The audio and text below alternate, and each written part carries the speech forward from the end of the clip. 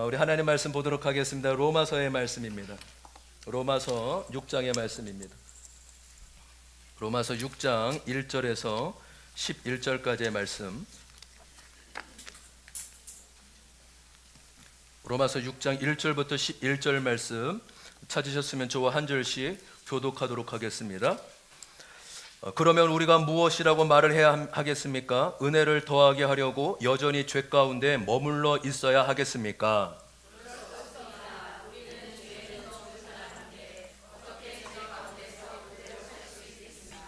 세례를 받아 그리스도 예수와 하나가 된 우리는 모두 세례를 받을 때에 그와 함께 죽었다는 것을 여러분은 알지 못합니까?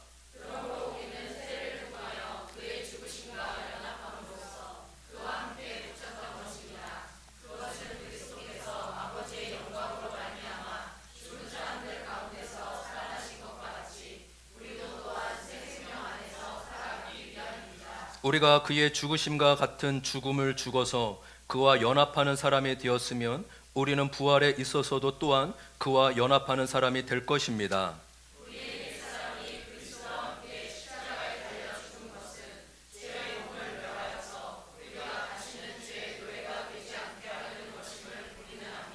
죽은 사람은 이미 죄의 세력에서 해방되었습니다.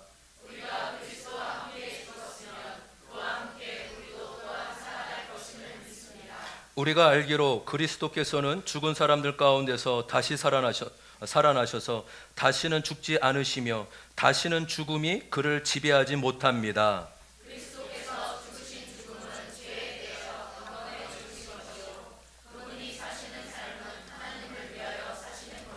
우리 함께 읽습니다. 이와 같이 여러분도 죄에 대해서는 죽은 사람이요 하나님을 위해서는 그리스도 예수 안에서 살고 있는 사람이라는 것을 알아야 합니다. 아멘. 우리 11절 말씀만 다시 한번 읽어보겠습니다. 시작. 이와 같이 여러분도 죄에 대해서는 죽은 사람이요 하나님을 위해서는 그리스도 예수 안에서 살고 있는 사람이라는 것을 알아야 합니다. 아멘. 여러분, 지금 우리가 로마서를 함께 묵상하고 나누고 있습니다. 저와 여러분이 교회만 다니는 자가 아니라 복음을 알고 또 복음을 사랑하고 복음을 체험하는 자들이 되기를 소망합니다. 여러분, 복음을 알고 싶다면 로마서를 읽고 묵상하십시오. 물론 이 신구약 66권 전체에 하나님 말씀 안에 복음이 담겨져 있지만 이 로마서는요, 이 복음을 논리적으로 체계적으로 소개하며 설명하는 책입니다. 여러분, 바울은 로마서를 시작하며 우리에게 왜 구원이 필요할 수밖에 없는지, 왜 우리에게 구원이 필요한지 그 이유에 대해 말씀하고 있습니다. 그러니까 하나님을 모르는 이방인이나, 여러분 그 당시에 이제 구약이나 신약은 인간을 이제 두 부류로, 하나님이 택한 유대인, 이스라엘 백성이냐, 아니면 그 외의 사람, 이방인이냐. 그래서 이제 유대인 또는 이방인이다. 그래서 우리가 어떻게 보면 이방이라고 할 수 있죠. 그래서 이제 성경에 보면 이제 이방이라는 단어가 이렇게 유대인 이런 단어가 나오기도 합니다. 여러분, 하나님을 모르는 이방인이나 하나님을 안다고 자부하는 유대인이나 모든 사람이 다 죄 아래 있다고 선언하고 있습니다. 로마서 3장 9절 11절 같이 한번 읽어보겠습니다. 로마서 3장 9절 11절입니다. 시작. 그러면 무엇을 말해야 하겠습니까? 우리 유대 사람이 이방 사람보다 낫습니까? 전혀 그렇지 않습니다. 유대 사람이나 그리스 사람이나 다 같이 죄 아래 있음을 우리가 이미 지적하였습니다. 성경에 이렇게 기록되어 있습니다. 의인은 없다, 한 사람도 없다. 깨닫는 사람도 없고 하나님을 찾는 사람도 없다. 아멘. 여러분, 바울이 모든 사람, 그러니까 유대인이나 이방인이라고 하는 것은 모든 사람을 다 말하는 것입니다. 다 뭐라고 말씀하고 있죠? 죄 아래 있다. 다 죄 아래 있고 한 사람도 의인이 없다라고 이야기합니다. 그래서 바울은 최종적으로 로마서 3장 23절 말씀, 우리가 너무나 잘 아는 말씀이죠. 제가 읽겠습니다. 모든 사람이 죄를 범하였습니다. 그래서 사람은 하나님의 영광에 못 미치는 처지에 놓여 있습니다. 여러분, 이 모든 사람 안에 저와 여러분도 당연히 포함되어 있음을 믿습니다.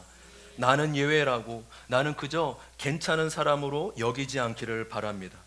여러분, 도대체 이 죄가 무엇이기에 하나님의 진노와 심판이 기다리고 있을까요? 로마서 1장 21절은 이렇게 말씀하고 있습니다. 제가 읽겠습니다.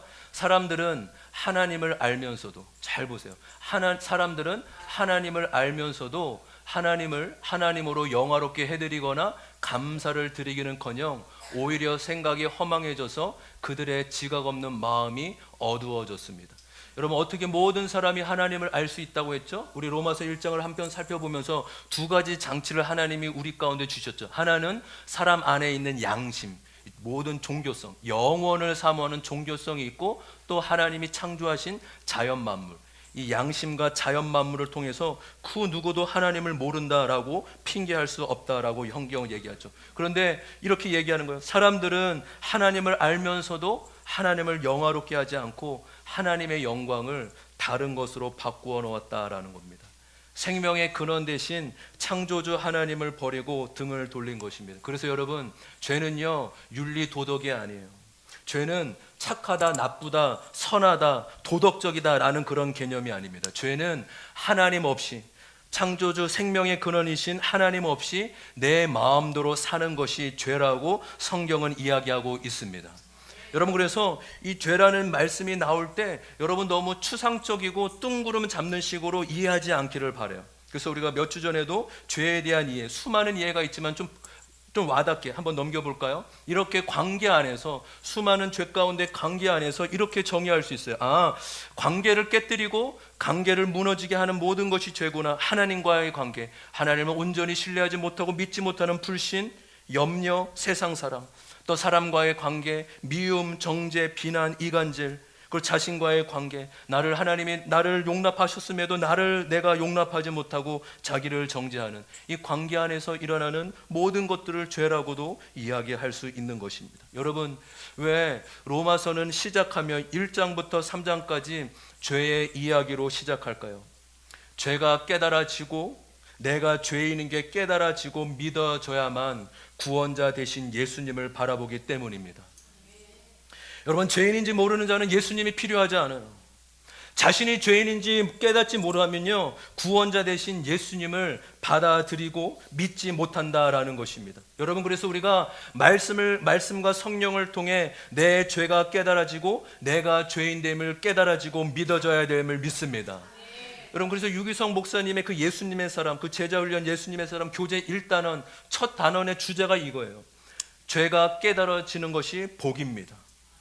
여러분, 제자훈련 첫 단원이 죄에 대고 죄가 깨달아지는 것이 축복 중에 축복이 되는 거예요. 한번 고백해 볼까요? 죄가 깨달아지는 것이 복입니다. 여러분, 왜 그것이 복입니까? 그래야만 구원자 되신 예수님을 바라보고 믿을 수 있기 때문인 것입니다. 내 죄가 깨달아지고 내가 죄인인 것이 믿어지고 깨달아지는 것이 가장 큰 은혜임을 믿습니다. 여러분, 이렇게요, 자신이 죄인임을 깨달아진 사람에게 복음의 소식이 들려요. 어떤 복음의 소식이 들립니까? 바로 로마서 3장 23절에 놀라운 대선언이 일어납니다. 하나님의 선언, 우리 24절, 3장 24절 다 같이 읽어볼까요? 시작.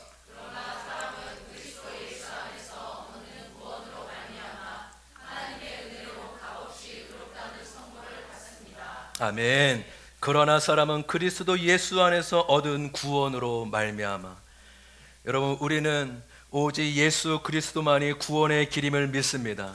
여러분, 구원은요, 성경에서 말하는 구원은 100% 인간, 100% 죄인인 우리 인간에게는 구원이 나올 수 없다라는 거예요. 그래서 하나님 편에서 하나님의 방법으로 준비하시고 마련한 것입니다. 다시 한번요, 100% 죄인인 우리에게는 구원받은 가능성이 없기 때문에, 0%이기 때문에 하나님 편에서 하나님 방법으로 친히 준비하시고 우리 가운데 마련해 주셨습니다. 할렐루야. 바로 독생자이신 예수님을 통해 구원의 길을 열어놓으시고 제시한 것입니다. 그 예수님을 거부하지 않고, 그 예수님을 멀리하지 않고 진정으로 받아들이고 모신 자에게 구원의 은혜가 임한다고 하였습니다. 할렐루야. 여러분 오늘은 좀 아멘. 저는 이제 평소에 이제 말씀을 빨리빨리 전하기 때문에 이제 아멘 이렇게 많이 요청하고 그렇지 않은데 오늘은 아멘 많이 하시길 바랍니다. 할렐루야. 그러니까 아멘이 무엇입니까? 아멘은 하나님 말씀이 맞습니다. 하나님 말씀이 그러합니다. 제 영혼이 그 말씀을 먹겠습니다. 그래서 오늘은요 이해가 안 되는 말씀, 로마서 6장은요 이거 읽으면 읽을수록 참 이해가 안 돼요. 왜 이해가 안 될까요? 믿음으로 받아들여야 되는 말씀이에요. 네, 그래서 오늘 말씀 끝나면 아멘 아멘 깜짝 놀랄 정도가 아니라면 괜찮습니다. 아멘 마음껏 하시고 내 영혼이 그렇게 말씀을 믿음으로 먹는 시간이 되기를 소망합니다. 여러분 예수님을 믿으면 어떠한 일이 일어납니까? 지난주 말씀이었잖아요. 로마서 5장 1절 2절의 말씀입니다. 다 같이 한번 읽어볼까요? 시작. 그러므로 우리는 믿음으로 의롭다 하심을 받았으므로 우리 주 예수 그리스도로 말미암아 하나님과 더불어 평화를 누리고 있습니다. 우리는 또한 그리스도로 말미암아 지금 서 있는 이 은혜의 자리에 믿음으로 나아오게 되었으며 하나님의 영광에 이르게 될 소망을 품고 자랑을 합니다. 아멘. 여러분 1절 말씀 보세요.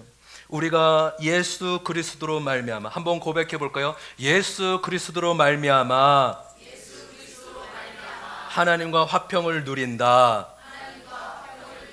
할렐루야. 우리가 오직 예수 그리스도로 말미암아 은혜의 자리로 얼마든지 담대히 나아갈 수 있게 된 것입니다. 여러분 예수님을 믿으면요 정말 염치가 없지만 하나님이 우리를 의인이라고 불러주세요.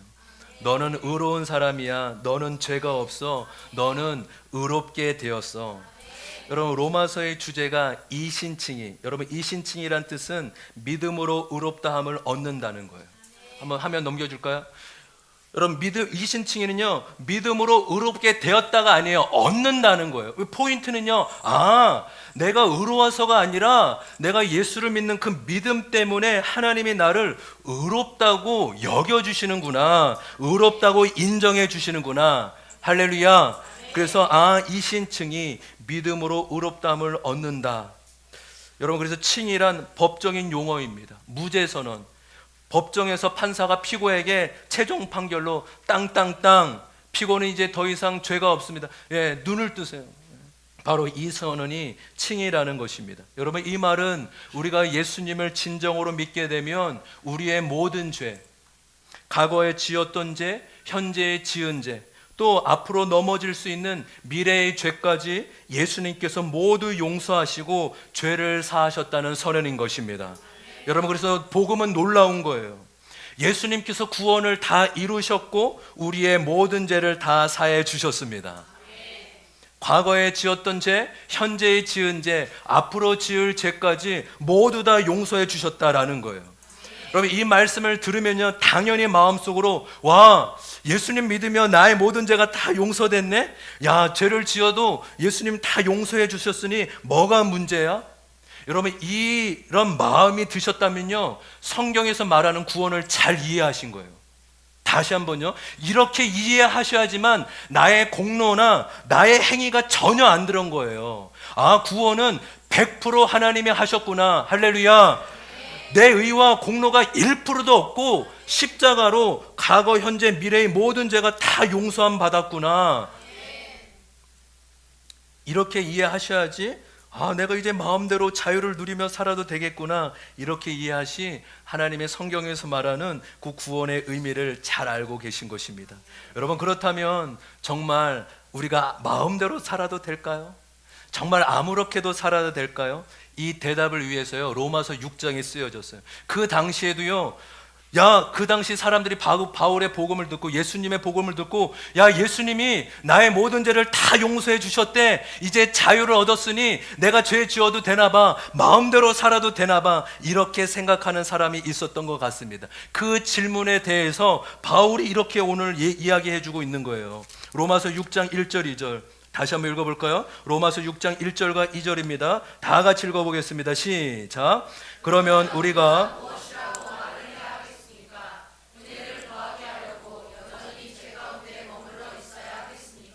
그럴 수 없습니다. 우리는 죄에는 죽은 사람인데 어떻게 죄 가운데서 그대로 살 수 있겠습니까? 아멘. 여러분 2절 말씀 다시 한번 주목해서 보세요. 그럴 수 없습니다. 야, 은혜를 다 죄를 용서하시고 은혜가 더 크다면 그럼 우리 죄 가운데 있어도 되지 않습니까? 라고 했을 때 바울이 이렇게 이야기하는, 그럴 수 없습니다, 여러분. 왜냐하면 우리는 죄에 대해 죽은 사람인데 어떻게 죄 가운데 그대로 살 수 있겠습니까? 라고 이야기합니다. 그럴 수 없습니다, 여러분. 왜냐하면 우리는 예수님을 통해 새 사람이 되었기 때문입니다. 여러분, 예수님 믿을 때요, 놀라운 일이 일어나는데 바로 우리가 새 사람이 된 것입니다. 자신이 없죠, 우리가. 그렇죠? 아멘이 잘 안 나오죠. 여러분, 전혀 이렇게 나를 보며 우리를 보면 새 사람이 아닌 것 같은데, 여러분, 옆 사람을 살짝 한번 보세요. 새 사람 같은지. 옆 사람 한번, 화장해서가 아니라 영혼이 새 사람 같은지 한번 보십시오. 여러분, 진리를 우리가 취하고 믿는 은혜가 있길 소망해요. 고린도 후서 5장 17절에는 이렇게 성경이 선언하고 있습니다. 고린도 후서 5장 17절 같이 한번 읽어볼까요? 시작. 그러고든지 그리스도 안에 있으면 그는 새로운 피조물입니다. 옛것은 지나갔습니다. 보십시오, 새 것이 되었습니다. 아멘, 할렐루야. 여러분, 어떻게 새 사람이 되었는지는 차차 말씀드리도록 하겠습니다. 중요한 것은 성경에서 말하는 새 사람이란 완전한 사람을 의미하는 게 아니에요. 다시 한번요. 성경에서 말하는 새 사람이란 죄를 안 짓고 완전한 사람을 의미하라는 게 아니라는 거예요. 여러분, 우리가 왜 성경에서 새 사람이라고 이야기해 주는데 왜 우리는 그것을 받아들이기 어려울까요? 나는 여전히 형편없는 것 같아요. 나는 여전히 죄에 넘어지고 특별히 세상 사람과 다른 것 같지도 않은데 나보고 새 사람이라고 하니 잘 믿어지지 않는 것입니다. 여러분, 새 사람이란 신분과 존재를 의미하는 것입니다. 한번 고백해 봅시다. 새 사람이란 신분과 존재를 의미한다. 뭐라고요? 새 사람은 무엇을 의미한다고요? 신분과 존재. 맞습니다. 예수님을 통해 우리의 신분과 존재는 분명히 새 사람이 되었다라는 거예요. 그러나 우리의 모습과 상태는 여전히 허물투성입니다. 여전히 우리 안에 죄성이 올라오고 여전히 죄에 넘어지기도 합니다. 여러분, 좀 쉽게 설명해 드릴까요? 한 아이가 10살까지 길거리에서 고아로 자랐습니다. 늘 혼자 힘으로 살아왔고 남의 것을 빼앗아지만 살 수 있습니다. 그러다가 정말 사랑이 많은 부잣집 아들로 입양 가게 되었어요. 이제 신분이 고아입니까? 아들입니까? 여러분, 에어컨을 최고로 아들이 신분으로 아들이 된 것이죠. 근데 이 아들은요, 예전처럼 아버지의 돈을 몰래 훔칩니다. 밥을 먹으면 자기 것을 침대 밑에 몰래 숨겨둡니다. 집에 들어올 때는 담을 타서 들어옵니다. 왜요? 신부는 아들인데 여전히 옛 습성, 옛 습관이 남아있는 거예요. 신부는 이미 변화되었지만 수준이 아직 그 신분에 이르지 못한 것입니다. 여러분, 그래서 성경에서 말하는 이 신분과 수준의 차이를 잘 아셔야 돼요. 그래서 여러분, 예수를 믿게 되면요, 예수님을 믿게 되면 우리 마음 안에 갈등이 일어나게 됩니다. 예수를 믿기 전에는 그런 고민이나 갈등이 없었는데요, 예수님을 믿고 나서 오히려 끊임없는 갈등으로 힘들어집니다. 아, 이렇게 하면 하나님 정말 기뻐하실까? 아, 이렇게 하면 안 되는데, 이거 죄라고 얘기하는데, 아, 나 어떡하지? 그래서 예수를 믿으면 제일 많은 질문과 갈등이요, 아, 어떡하지? 이 생각과 갈등인 것 같아요. 그래서 어떤 분들은 교회를 다니면서 이런 생각을 합니다. 아, 예수를 믿으니까 더 고달퍼졌네. 야, 예수 믿기 전에는 내 마음대로 살고 실컷 살았는데 이 마음만 무거워졌네. 여러분, 물론 그 전이 세상에서 하고 싶은 대로 실컷 마음대로 하며 살았을지 모릅니다. 오히려 예수 믿는 지금이 더 불편하고 형편이 더 어려워질 수도 있습니다. 여러분, 그러나 분명히 아시길 바랍니다. 지금 나 자신이 예전보다 못한다 할지라도 예수 믿지 않는 사람과 비교해서는 안 됩니다. 왜냐하면 이것은 마치 살아있는 사람과 영안실에 누워있는 사람과 비교하는 것 같아요. 전에는 아무리 잘 나갔어도 영안실에 죽어있는, 누워있는 시체에 불과한 거예요. 근데 지금은 아무리 어렵고 불편하게 살아도 생명이 있는 사람인 것입니다. 그래서 우리는요, 절대로 하나님을 모르는 옛날로 돌아갈 수도 없고 그 전과 비교할 수도 없는 상태에 있는 것입니다. 여러분, 생명을 걸고 북한에서 남한으로 탈출한 분이 계시죠. 왜 목숨을 걸고 탈출했습니까? 단 하나, 자유를 찾아온 것이죠. 그렇게 목숨을 걸고 남한으로 찾아왔는데 조금 힘들다고, 조금 어렵다고 다시 북한으로 돌아가는 분이 계실까요? 다시 북한으로 돌아갈 이유가 전혀 없습니다. 여러분, 적용 질문 드릴게요. 적용 질문 같이 한번 읽어볼까요? 시작. 나는 예수 믿는 신앙생활이 힘들어 예전으로 돌아가고 싶어 했던 적이 있나요? 혹시 돌아가고 싶은 마음과 돌아가면 좋을 것 같나요? 여러분, 한번 생각해 보십시오. 이런 생각이 들을 때가 언제였는지, 또 진짜로 돌아가면 좋을 것 같은지, 예수 믿기 전의 상태로 돌아가면 좋을 것 같은지 한번 생각해 보십시오. 여러분, 저와 여러분이 그리스도 안에서 새 사람이 되었음을 믿습니다. 여러분, 그렇다면 새 사람이 누구입니까? 어떤 사람을 새 사람이라고 할까요? 다시 2절 말씀 볼까요? 2절 말씀 다시 한번 성경에서 말하는 새 사람이 누구인지 2절 말씀 다 같이 읽겠습니다. 시작. 그럴 수 없습니다. 어떻게 제 가운데서 그대로 살 수 있겠습니까? 여러분, 새 사람이란 죄에 대해 죽은 사람입니다. 우리 한번 고백해 봅시다. 새 사람이란 죄에 대해 죽은 사람이다. 여러분, 죄를 어떻게 이길 수 있을까요? 어떻게 죄를 짓지 않을 수 있을까요? 기도 많이 하고 금식 많이 하면 죄를 짓지 않을 수 있을까요? 물론 죄를 이길 수는 있지만 죄에 넘어질 수밖에 없죠. 우리가 살아있는 한 죄로부터 벗어날 수 없습니다. 죄로부터 해방되는 방법이 딱 하나가 있는데 그게 무엇일까요? 묻는 겁니다. 한번 대답해 보세요. 죄에 대해서 해방되는 방법이 딱 한 가지가 성경이 있다고 하는데 그게 무엇일까요? 여러분, 말씀 잘 들으신 것 같아요. 맞습니다. 바로 죽는 것입니다. 죽음만이 죄로부터 벗어나고 해방을 얻는 것입니다. 죄 문제 해결의 핵심은 죽음입니다. 여러분, 그렇다면 우리가 죽어야 한다는 말입니까? 여러분, 다행히도 우리는 죽을 필요가 없습니다. 왜냐하면 우리는 이미 죽었기 때문입니다. 목사님, 그런 거짓말 하지 마세요. 무슨 우리가 죽었다고요? 말도 안 돼요. 여러분, 거짓말이 아니에요. 성경의 진리의 말씀을 여러분 잘 보십시오. 여러분, 우리가 오늘 읽었던 6장은 아주 놀라운 우리 믿음의 사람 그리스도인의 삶에 대해서 어떻게 살아야 되는지 말씀하고 있는 거예요. 여러분, 눈으로만 한번 보십시오. 가장 많이 단어를 여러분 주목해서 보셔야 돼요. 3절에 보시면, 여러분 펜이 있으시면 동그라미를 쳐십시오. 하나라는 단어에 동그라미를 치십시오. 3절에 또 함께라는 단어에 동그라미를 치십시오. 그 다음에 4절을 보십시오. 연합함으로써, 연합에 동그라미를 치시면 좋을 것 같습니다. 그렇죠? 그 다음에 5절에 또 어떤 단어가 나왔습니까? 연합하는 자의 동그라미를 치시고, 두 번이나 나오지 않습니까? 연합하는 사람, 연합하는 사람. 6절 봅시다. 6절에 또 어떤 단어가 나옵니까? 함께라는 단어예요. 함께라는 단어를 동그라미를 치시고, 또 8절에 어떤 단어가 나오죠?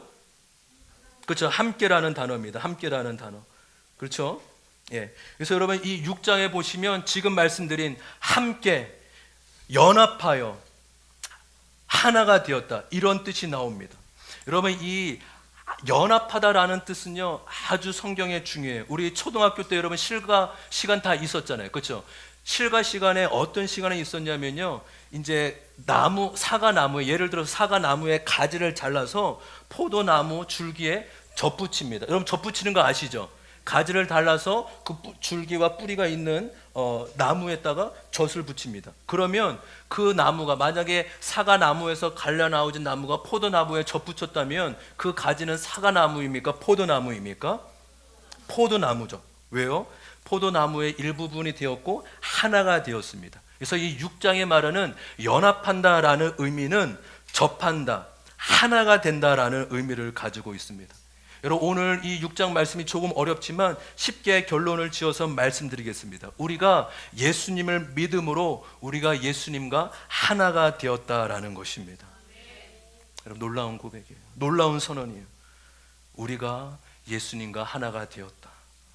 한번 고백해 볼까요? 우리가 예수님과 하나가 되었다.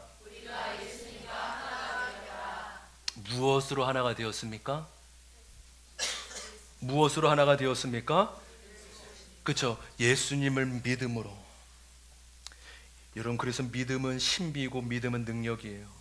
이 진리를 받아들이는 자에게 이 복음의 능력이 일어나게 된다라는 것입니다. 여러분, 이 말씀은요, 느낌이 아니에요. 내가 예수님과 하나가 되었다고 느껴지지 않아요. 어떻게 해야 돼요? 이해가 안 되더라도 믿음으로 받아들이고 믿음으로 선언하는 것입니다. 할렐루야. 그래서 믿음이 중요한 거예요. 여러분, 믿음은요, 만져지거나 느껴지는 게 아니에요. 믿음은 받아들이고 반응하는 것이에요. 여러분, 두 사람이요, 실제로 하나가 되는 경우가 있습니다. 여러분, 두 사람이 어떻게 하나가 됩니까? 저는 알아요. 신랑 아무개 군과 신부 아무개 양은 결혼을 하였으니 이제 하나가 되었으니. 여러분, 이 말을 어디서 듣습니까? 결혼식장에서 주례사의 멘트입니다. 결혼을 통하여서 두 사람이 하나가 되었다라는 사실이에요. 여러분, 부부가, 남편과 아내가 하나가 된다는 말이 여러분 믿어지세요? 여러분, 이렇게 싸우고 다투는데 무슨 하나입니까? 저는요, 여전히 하나가 아닌 것 같아요. 아멘. 그렇죠. 이거 우리 진리만큼 가장 큰 진리죠. 저는 여전히 하나가 아닌 것 같다고요. 근데 저와 아내는 하나입니다. 왜 하나인지 아세요? 결혼했기 때문이에요. 안 느껴진다고. 그런데 하나입니다. 왜요? 결혼을 통해서 이미 하나가 되었습니다. 저도요, 깜짝 놀라요. 아, 맞아, 나 결혼했지. 나 아내랑 결혼했지. 나 맞아, 아내와 하나야. 딴 눈 팔면 안 돼. 아내만 사랑해야 돼. 이게 결혼의 신비입니다. 여러분, 믿음이 동일하다는 거예요. 여러분, 예수님을 진정으로 믿고 영접하셨습니까? 그렇다면 저와 여러분은 예수님과 하나가 되었습니다.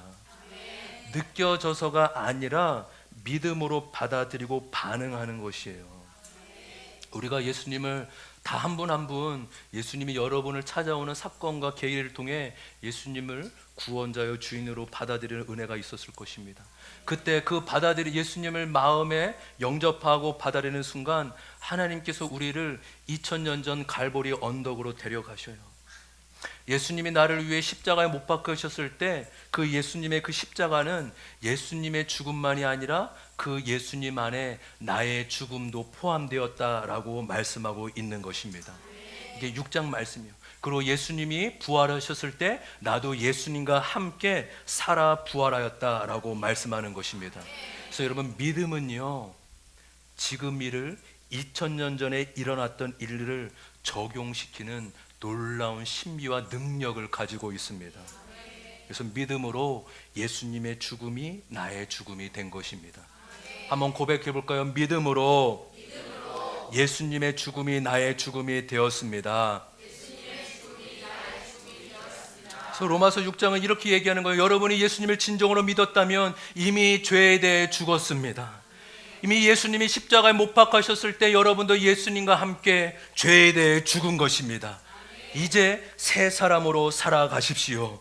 그렇게 선언하고 있는 것입니다. 그래서 여러분, 예수님을 믿을 때 우리에게 두 가지 놀라운 일이 일어나요. 한번 보실까요? 바로 첫 번째는 아까 말씀드린 대로 우리의 모든 죄가 다 용서함을 받았다라는 것입니다. 그러나 그것이 끝이 아니라 또 하나, 우리를 죄를 짓게 하는 우리의 죄성, 우리의 옛사람이 예수님과 함께 죽었다라는 것입니다. 이게 복음이에요. 복음은 나의 모든 죄를 용서했다는 것이요, 죄를 짓게 하는 나의 옛사람, 나의 자아도 죽음으로 처리됐다라는 것입니다. 그럼 우리가 그냥 1번, 우리가 여기서 말하는 1번만 너무 잘 알고 있지만 1번만이 아니라 맞아, 복음은 2번, 나의 옛사람도 이미 예수님과 함께 죽었어. 죄에 대해 죽고 나는 하나님에 대해 산 자야. 이렇게 믿음으로 받아들이는 은혜가 있기를 소망합니다. 그렇다면 마지막으로 11절 보도록 하겠습니다. 11절 말씀, 6장의 결론이기도 합니다. 11절 말씀 같이 한번 읽어볼까요? 시작.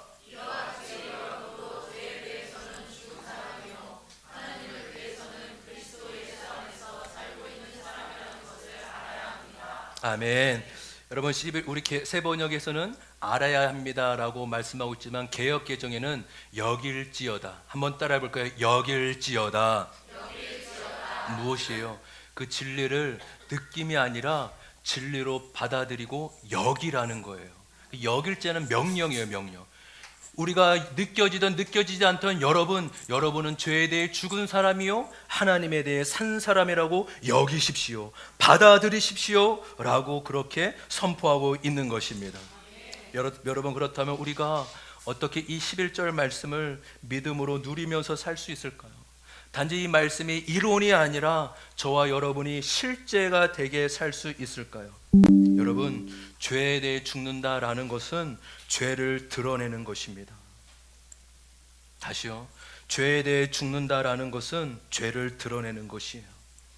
죄를 감추고 있으면 그 죄의 힘은 점점 더 커지지만 죄를 드러내면 죄의 힘은 점점 더 잃게 되고 죄는 죽게 되는 것입니다. 죄를 드러낸다라는 것은 죄를 회개하는 것이요 죄를 오픈하는 것입니다. 여러분, 죄에 대해 죽음을 경험해 보셨습니까? 여러분, 죄를 고백하고 오픈할 때 죽음을 경험하게 되는 것이에요. 여러분, 죄를요 오픈하는 것은요 죽을 만큼 힘들어요. 왜요? 나에 대한 평가, 나에 대한 자존심, 나의 명예, 나의 선함, 이 모든 것이 무너지는 것처럼 느껴지기 때문이에요. 어떻게 사람이 그럴 수 있어? 라며 사람들의 손가락질을 받을 수 있습니다. 그래서 여러분, 죄 오픈은요 자기 죽음을 경험하는 시간이에요. 죄 오픈할 때요 자기 죽음을 경험하게 됩니다. 여러분, 잘 들으세요. 누군가는 이렇게 말해요. 왜 사람에게 왜 죄를 오픈해야 돼요? 하나님께만 회개하고 고백하면 되죠. 네, 맞습니다. 그게 먼저이고 그게 가장 중요한 것입니다. 그 누구도 사람한테 죄를 오픈하라고 강요할 수 없습니다. 그러나 중요한 것은 죄는 오픈할 때 힘을 잃게 된다는 사실입니다. 하나님, 그거는 경험해 본 사람만이 안 해요. 눈을 뜨세요, 눈을. 하나님과 사람 앞에, 믿음의 사람 앞에 그 죄를 오픈할 때 빛 가운데로 드러내는 것입니다. 끊지 못하는 죄가 있기 때문에 믿음의 지체들에게 오픈하고 도움을 요청하는 거예요. 오픈하면 그 죄가 힘을 잃게 돼요. 오픈하면요 그 죄를 끊어내고 이길 수 있는 힘이 생깁니다. 저도요 아내에게 저의 죄를 오픈해요. 저도 저의 죄를 목자 모임, 부목자 모임 때 음란의 죄를, 넘어진 죄를 오픈합니다. 죽을 만큼 힘들죠. 내가 그래도 목사인데, 내가 그래도 담임인데 죽을 만큼 힘들어요. 그런데 주님이 그걸 원하세요. 주님이 빛 가운데 드러내고 고백하는 걸 원하십니다. 왜요? 그래야 죄를 이겨낼 수 있고 끊어낼 수 있기 때문입니다. 그래서 여러분, 때로는 그냥 내가 그 죄를 지었습니다 단순하게 말하는 것보다 좀 더 구체적으로 오픈할 때 그 죄가 힘을 잃게 되더라고요. 여러분, 잘 들으세요. 내 마음 시원하고자 오픈하는 거 아니에요. 죄 고백을 통해 자기 죽음을 경험하고 죄를 이겨낼 수 있는 것입니다. 저는요 우리 지체들이요 죄를 오픈할 때마다 참 귀하다는 마음이 듭니다. 들으면서 맞습니다. 나도 그 죄를 범한 죄인입니다. 나도 여전히 100% 죄인입니다 라고 고백할 수밖에 없습니다. 부부 안에서, 목장 안에서 죄를 고백할 때 그 자리에 주님이 함께 하고 계심이 느껴집니다. 여러분, 그래서 때가 되면 목장 안에서만 아니라 예배 가운데서도 이 회개의 여러분 간증은요, 그래서 은혜 받은 것도 가장 큰 은혜지만 죄를 회개하고 오픈하는 것이야말로 가장 큰 간증일 줄 믿습니다. 김양재 목사님의 책에 나 같은 죄인 살리신 찬송을 하면서도 절대로 자기 죄는 말하지 않는 사람이 있다고 합니다. 또 죄를 이긴 것만 얘기하는 사람이 있다고 합니다. 여러분, 귀한 지체들에게 도전합니다. 아직도 죄를 회개하고 오픈하기 힘들어하는 이유가 무엇입니까? 자존심과 명예 때문입니까? 아니면 지나간 일은 다 잊고 그냥 지금 잘 살면 되지라고 여기기 때문입니까? 아니면 여전히 죄가 깨달아지지 않기 때문입니까? 여러분, 죄는 자기 힘으로 이길 수 없습니다. 죄를 드러내고 오픈할 때 이기게 되는 것입니다. 그래서 6장의 이 말은요 결코 추상적인 게 아니에요. 저도 6장의 말씀을 읽을 때마다 죄에 대해 죽는다는 게 무엇이지? 그런데 맞아, 죄를 고백하고 오픈하는 것이 죽음을 경험하는 거구나. 그게 자기 죽음이고 죄에 대해 죽는 거구나. 적용 질문 드리겠습니다. 적용 질문 같이 한번 읽어볼까요? 시작.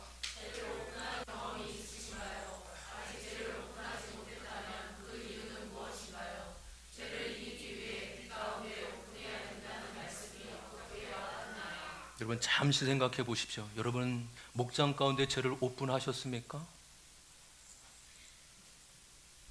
성령의 비침 가운데 오픈하셨습니까? 만약 혹시 오픈하지 못했다면 자존심 때문입니까? 명예 때문입니까? 그 무엇 때문입니까? 경험해 본 자만이 자기 죽음을 경험하게 될 줄 믿습니다. 여러분 잠시 한 30, 절대 복음에 나오는 한 분의, 우리들 교회 한 분의 간증입니다. 제가 잠깐 읽어드리겠습니다. 어느 날 고등학생인 작은 아들이 다니는 학교에서 전화가 왔습니다. 누구누구 학생이 교실에서 친구와 함께 전자담배를 피웠으니 부모님이 학교 선도위원회에 참석하십시오. 큰아이가 사춘기 때 컴퓨터 중독에 빠져 저희 부부를 힘들어하였기에 저는 혈기를 자주 부렸습니다. 이런 저의 모습을 보면서 성장한 작은 아들은 모범적이며 성격도 좋았기에 제가 기대하고 의지하는 대상이었습니다. 그런데 이런 작은 아들의 소식은 저에게 해와 달과 별이 떨어지는 사건이었습니다. 속으로는 얘가 어찌 나에게 이럴 수 있나, 내가 어떻게 했는데 하면서 작은 아들의 두려워하는 마음은 아랑곳하지 않은 채 나의 감정에 충실하여 아내에게 혈기를 내며 아들을 미워했습니다. 청소년부에서 교사로 섬기고 있는 저는 아이들이 여러 사건과 고난을 겪으면서도 말씀과 공동체의 기도를 통해 승리하는 것을 많이 듣고 보았습니다. 그래서 이는 그리스도께서 죽은 자 가운데서 살아나셨으며 다시 죽지 아니하시고 사망이 다시 그를 주장하지 못할 줄을 알미로다 하는 말씀을 믿고 이번 아들의 사건에 대해 청소년부 사역자님과 상의를 했습니다. 그리고 학교에 가서 집사님의 죄를 고백하는 간증을 하시라는 권면을 받게 되었습니다. 죽을 만큼 하기 싫었지만 만일 우리가 그리스도와 함께 죽으면 또한 그와 함께 살 줄을 믿노니 하시기에 저는 적용으로 아내와 함께 선도위원회에 가서 눈물을 흘리며 제 간증을 나눴습니다. 청력이 아주 어두워서 잘 듣지 못하는 피해의식으로 열등감과 혈기가 많은 아버지였고 이를 보며 자란 아들이라고 하며 제가 문제가 많은 아버지임을 고백했습니다.